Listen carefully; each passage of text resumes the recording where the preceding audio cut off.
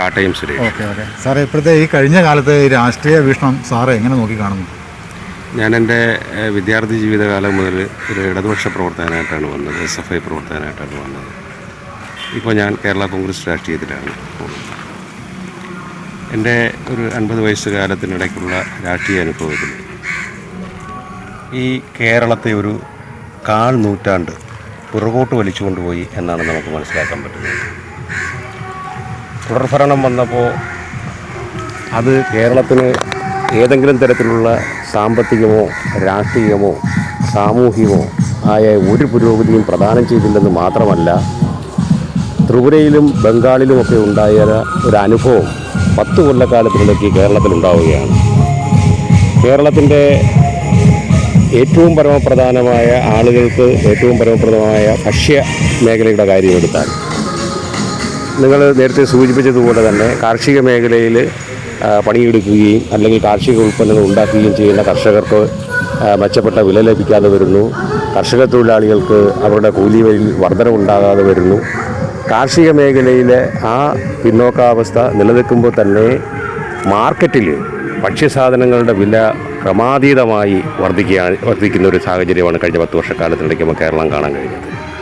ജനം പൊറുതിമുട്ടുകയാണ്. കാരണം അവരുടെ വരുമാനത്തിനനുസരിച്ച് ഉള്ള ചിലവല്ല, അവരുടെ ഭക്ഷ്യസാധനങ്ങൾ വാങ്ങാനുള്ള ചിലവ് ക്രമാതീതമായി വർദ്ധിച്ചു. പട്ടിണി മരണം തന്നെ നടക്കുന്നൊരു സാഹചര്യമുണ്ട്. നമുക്കറിയാമല്ലോ, 10 കൊല്ലക്കാലത്തിനിടയ്ക്ക് വയനാട്ടിലൊരു ആദിവാസി യുവാവ് വിശന്നിട്ട് അരി മോഷ്ടിച്ചു കഴിച്ചു എന്ന് പറഞ്ഞൊരു ആദിവാസി യുവാവിനെ തല്ലിക്കൊല്ലുന്ന സാഹചര്യം. അതുപോലെ തന്നെ പാലക്കാട് അതുപോലെ ചില ആദിവാസി ഊരുകളിൽ ഭക്ഷ്യസാധനങ്ങൾ എത്താതെ പട്ടിണി കിടന്ന് മരിക്കുന്ന സാഹചര്യം.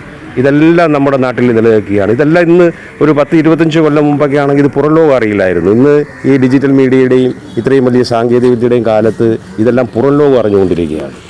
അപ്പോൾ അത്തരത്തിൽ ആ മേഖല വിലക്കയറ്റത്തിൻ്റെ ഒരു കാര്യത്തിൽ ഏറ്റവും വലിയ റെക്കോർഡാണ് ഈ സർക്കാർ 10 കൊല്ലക്കാലത്തിനിടയ്ക്ക് ഉണ്ടാക്കിയത്. അതിൻ്റെ ഒരു കാരണം, ഒരു കാലത്ത് ഇടതുപക്ഷ ഗവൺമെൻറ്റുകൾ ഉണ്ടായിരുന്ന സമയത്ത് പൊതുവിപണിയിൽ ശക്തമായ ഇടപെടലുണ്ടായിരുന്നു. നമ്മുടെ മാവേലി സ്റ്റോറുകളായാലും സപ്ലൈകോ ആയാലും അങ്ങനെയുള്ള മേഖലകളിൽ ഗവൺമെൻറ്റിൻ്റെ ഒരു ഇടപെടലുണ്ടായിരുന്നു. ഈ 10 വർഷക്കാലയളവിൽ സപ്ലൈകോയിൽ സാധനങ്ങളില്ല. കാരണം സപ്ലൈകോയിൽ സാധനങ്ങൾ കൊടുത്ത ആളുകൾക്ക് അവർക്ക് സമയത്ത് ബില്ല് മാറി പണം കൊടുക്കാത്തത് കൊണ്ട് അവർ സാധനങ്ങൾ സപ്ലൈക്ക് സപ്ലൈ ചെയ്യാത്തൊരു സാഹചര്യം ഉണ്ടായി. അപ്പോൾ പിന്നെ പൊതുവിപണിയെ ആശ്രയിക്കുക മാത്രമേ പബ്ലിക്കിന് പോംവഴി ഉണ്ടായിരുന്നുള്ളൂ. അവിടെയാണെങ്കിലോ വലിയ വില കൊടുത്ത് തന്നെ സാധനങ്ങൾ വാങ്ങേണ്ടുന്നൊരു സ്ഥിതി. മറ്റൊന്ന്, ഈ ഭക്ഷ്യമേഖല കഴിഞ്ഞാൽ മറ്റൊന്ന് ആരോഗ്യമേഖലയാണ്. ആരോഗ്യമേഖലയിലുണ്ടായ തകർച്ച, ഏറ്റവും വലിയ തകർച്ചയുണ്ടായത് ഈ 10 കൊല്ലക്കാലത്തിനിടയ്ക്കാണ്. വലിയ കിബി ഫണ്ട് ഉപയോഗിച്ച് വലിയ കെട്ടിടങ്ങളെല്ലാം പണിഞ്ഞു വന്ന് അഭിമാനിക്കുമ്പോൾ തന്നെ അവിടെ അടിസ്ഥാനപരമായ മറ്റ് സൗകര്യങ്ങളില്ല. ഡോക്ടർമാരുടെ അഭാവം, അതുപോലെ സ്റ്റാഫുകളുടെ അഭാവമുള്ള പ്രാഥമിക ആശുപത്രികളിൽ ചെന്നാൽ പനിക്കുള്ള പാരസെറ്റമോൾ ഒഴികെ മുഴുവൻ മരുന്നുകളും ജനം പുറത്തുപോയി മെഡിക്കൽ സ്റ്റോറുകളിൽ നിന്ന് പർച്ചേസ് ചെയ്യേണ്ടുന്നൊരു സാഹചര്യമാണ്. അതിനേക്കാളൊക്കെ ഉപരിയായി നാം മനസ്സിലാക്കേണ്ടുന്നത്, സർക്കാർ ആശുപത്രിയിൽ എന്ത് വിശ്വസിച്ച് ഒരാൾ ഒരു ഓപ്പറേഷന് വിധേയമാവും? നമ്മളത് കണ്ടതല്ലേ. 10 കൊല്ലക്കാലം ഗർഭാശയം മുഴുവൻ നീക്കാൻ ചെന്നൊരു സ്ത്രീ ആ വയറ്റിൽ കത്രികയായിട്ട് കിടക്കേണ്ടുന്നൊരു സാഹചര്യം. ഒരു പിഞ്ചു കുഞ്ഞ് കയ്യിൽ ചെറിയ ഒരു മുറിവുമായി ചെന്ന കുഞ്ഞിൻ്റെ കൈ, ആ കുഞ്ഞു പോലും അറിഞ്ഞില്ല എൻ്റെ കൈ മുറിച്ചു മാറ്റപ്പെടുകയാണ്. വലത്തുകാലിന് ശസ്ത്രക്രിയ ചെല്ലുന്നവൻ്റെ ഇടത്തുകാലിന് ശസ്ത്രക്രിയ നടത്തുകയാണ്. അപ്പോൾ ഇതെല്ലാം സിസ്റ്റത്തിൻ്റെ തകരാറെന്നാണ് മന്ത്രി പറയുന്നത്. സിസ്റ്റത്തിൻ്റെ തകരാറ് പരിഹരിക്കാനാണ് ജനം അവരെ വോട്ട് ചെയ്ത് അവരെ അധികാരത്തിലേക്ക് എത്തിയത്. അപ്പോൾ ആ ആരോഗ്യമേഖല തകർന്നു. ക്രമസമാധാനം ഇതേപോലെ തകർന്ന ഒരു സംവിധാനം നമ്മുടെ നാട്ടിലുണ്ടായിട്ടുണ്ടോ? ഈ ഫുഡ് ആൻഡ് സേഫ്റ്റി കൺട്രോൾ, അതിനെക്കുറിച്ച് പറയുകയാണെങ്കിൽ, ഈ കഴിഞ്ഞ ദിവസം ഈ ഇടുക്കി ജില്ലയിൽ തൊടുപുഴ താലൂക്കിൽ ഞങ്ങളവിടെ ഒരു പരാതി കൊടുക്കാനായിട്ട് പോയിരുന്നു. മീൻ മേടിച്ചത് പൂച്ച വന്നു കഴിഞ്ഞപ്പോഴത്തേനും പെട്ടെന്ന് തന്നെ ആ പൂച്ച പെടഞ്ഞ് വീണ് മരിക്കുന്നൊരവസ്ഥ വന്നു. ഞാൻ ചിന്തിച്ചു, ഈ ഒരു അവസ്ഥ മനുഷ്യർക്കും ഉണ്ടാകത്തില്ലേ? ഇത്രയും പെട്ടെന്ന് തന്നെ നേരം വിളിപ്പിച്ചിട്ട് രാവിലെ തന്നെ അവിടെ ചെന്നു. ഒത്തിരി പ്രതീക്ഷയായിട്ടാണ് ചെന്നപ്പോൾ അവർ പറയുകയാണ് ഇവിടെ ജീവനക്കാരില്ല. 12 പഞ്ചായത്ത് മുനിസിപ്പാലിറ്റിയിലായിട്ട് ഇവിടെ ആപ്പാടെ കൈവിരലിൽ എണ്ണാവുന്ന 5 ജീവനക്കാരേ ഉള്ളൂ. ഇതിൻ്റെ എൻക്വയറി കാര്യങ്ങളൊക്കെ ആയിട്ടും റെയ്ഡ് കാര്യങ്ങളൊക്കെ ആയിട്ട് പോകാനായിട്ട് ഇവിടെ ആളില്ല. അവർക്ക് വേണ്ട സപ്പോർട്ട് കാര്യങ്ങൾക്കൊന്നും ഒരിടത്തുനിന്നും ഉന്നതലങ്ങളിൽ നിന്ന് കിട്ടുന്നില്ല. അപ്പോൾ അതിൻ്റെ അർത്ഥം എന്താണെന്ന് വെച്ചാൽ ഇവിടെ മരുന്ന് വ്യവസായം പൊടി പിടിക്കാനും നമ്മുടെ ഈ നാട്ടിൽ, അതായത് ഈ കേരളത്തിലുള്ള ജനങ്ങളെ രോഗങ്ങളിലേക്ക് തള്ളിവിടാനും ഈ മരുന്ന് മാഫിയകൾക്ക് ഇവിടെ ഇടം പിടിക്കാനുമായിട്ടുള്ള സാഹചര്യമാണോ ഈ ഗവൺമെൻറ്, കഴിഞ്ഞ കാലത്തെ ഗവൺമെൻറ് ഇവിടെ ഒരുക്കി കൊടുത്തിരുന്നതെന്ന് എനിക്ക് ബലമായ സംശയം തോന്നുന്നു. കാരണം വളരെയധികം ചെറുപ്പക്കാരാണ്, 10, 20, 25 വയസ്സ് 50 വയസ്സിനൊക്കെ താഴെയുള്ള ആൾക്കാർ.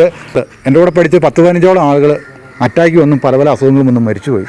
അപ്പം ഇതിനെക്കുറിച്ചൊക്കെ അത് നമുക്ക് ഇങ്ങനെയുള്ള സാഹചര്യങ്ങൾ വന്നപ്പോൾ ഞാൻ ഇതിനെക്കുറിച്ച് കൂടുതൽ ജനങ്ങളിലേക്ക് സ്റ്റഡി ചെയ്തു. ഇതിൻ്റെ കാരണം എന്താണ്, ഈ നമ്മുടെ നാട്ടിൽ കിട്ടുന്ന ഭക്ഷ്യ ഉൽപ്പന്നങ്ങൾ എല്ലാം വിഷമയമാണ് സാറേ. അത് താങ്കളുടെ മാത്രം ഒരു സംശയമല്ല. ഈ കോവിഡാനന്തര കാലത്ത് എല്ലാ പ്രായത്തിലുള്ള ആളുകൾക്കും അവരുടേതായ ചില ആരോഗ്യ പ്രശ്നങ്ങൾ ഉണ്ടായി വന്നിട്ടുണ്ട്. ഭക്ഷ്യമേഖലയിൽ ശമ്പളം പറ്റിയിട്ട് ജോലി ചെയ്യാൻ പറ്റാത്ത, അല്ലെങ്കിൽ ആ മേഖലയിൽ ഇത്രയും ജീവനക്കാരെ പ്രൊമോട്ട് ചെയ്യാൻ പറ്റാത്തത് കൊണ്ട് ഭക്ഷ്യസുരക്ഷാ മേഖലയിൽ നമുക്ക് വേണ്ടത്ര ജാഗ്രത പുലർത്താൻ പറ്റുന്നില്ല എന്നുള്ളൊരു വസ്തുതയാണ്. കാരണം നമ്മളൊരു ഉപഭോഗ സംസ്ഥാനമാണ്. നമ്മൾ മറ്റ് സംസ്ഥാനങ്ങളിൽ നിന്ന് വരുന്ന ഭക്ഷ്യസാധനങ്ങളെ നമ്മൾ ആശ്രയിക്കുക മാത്രമേ ഉള്ളൂ. അതിലേറ്റവും പ്രധാനപ്പെട്ട എനിക്ക് തോന്നുന്നു ഭക്ഷ്യ എണ്ണയാണെന്ന് തോന്നുന്നു.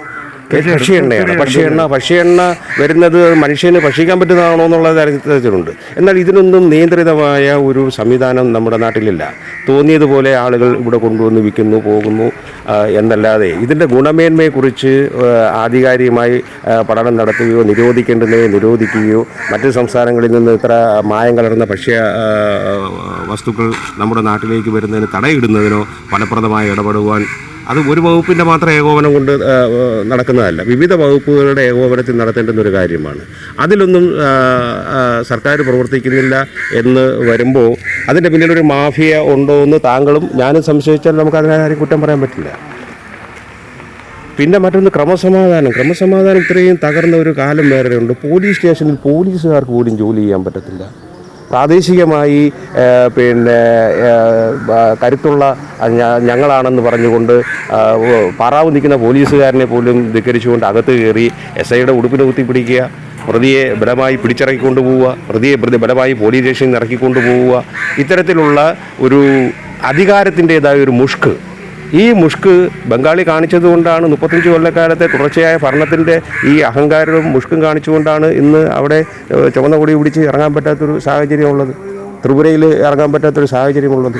അപ്പോൾ ആ ഒരു മാനസികാവസ്ഥയിലേക്ക് കേരളത്തിലെ ഭരണത്തിൻ്റെ ഗുണഭോക്താക്കൾ ഞങ്ങളാണെന്നുള്ള നിലയിലേക്ക് അധികാരത്തിൻ്റെ ഒരു മുഷ്ക് നമ്മുടെ കേരളത്തിൽ, നമ്മുടെ ക്രമസമാധാന മേഖലയിൽ അത് വലിയ രീതിയിൽ വന്നിട്ടുണ്ട്.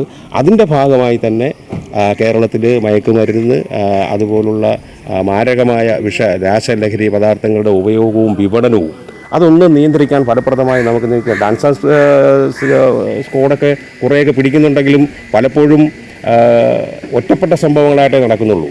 തിരുവനന്തപുരത്തും അവിടെ ഇവിടെയൊക്കെ വന്ന് കഞ്ചാവ് എന്നൊക്കെ പറയുന്ന ടൺ കണക്കിന് കഞ്ചാവാണ് കണ്ടെയ്നറിനകത്തൊക്കെ വന്ന് ഇറങ്ങിയത്, പിടിക്കപ്പെടുന്നത്. ഒറ്റപ്പെട്ട പിടുത്തങ്ങളല്ലാതെ വ്യാപകമായ ഉപയോഗം, അതിലിപ്പോൾ അന്യസംസ്ഥാന തൊഴിലാളികൾ കൂടെ കൂടിയതുകൊണ്ട് അവരാണ് ഇതിൻ്റെ ഉപഭോക്താക്കളെന്ന് പറയുന്നതിന് അർത്ഥമില്ല.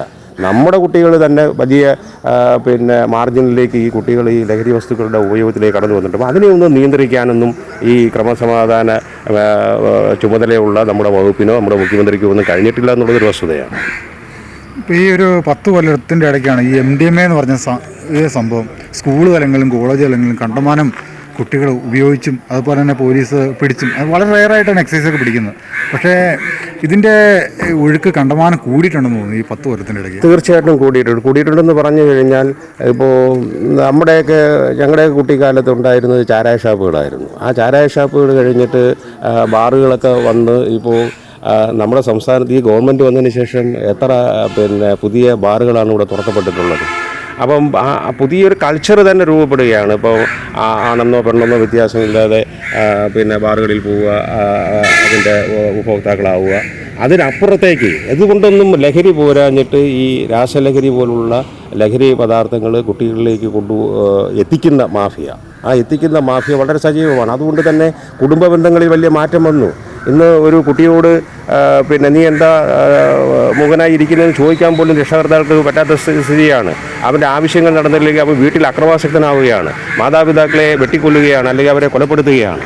അത്തരത്തിൽ പുതിയ ഒരു ജനറേഷനിലേക്ക് ഈ രാസലഹരി വ്യാപനം വന്നപ്പോൾ അതിന് ഫലപ്രദമായി തടയിടുന്നതിനോ അതിന് വേണ്ടത്ര ബോധവൽക്കരണം നടത്തുന്നതിനോ ഒന്നും ഗവൺമെൻറ്റിൻ്റെ ഭാഗത്തുനിന്നും ഉണ്ടായില്ല.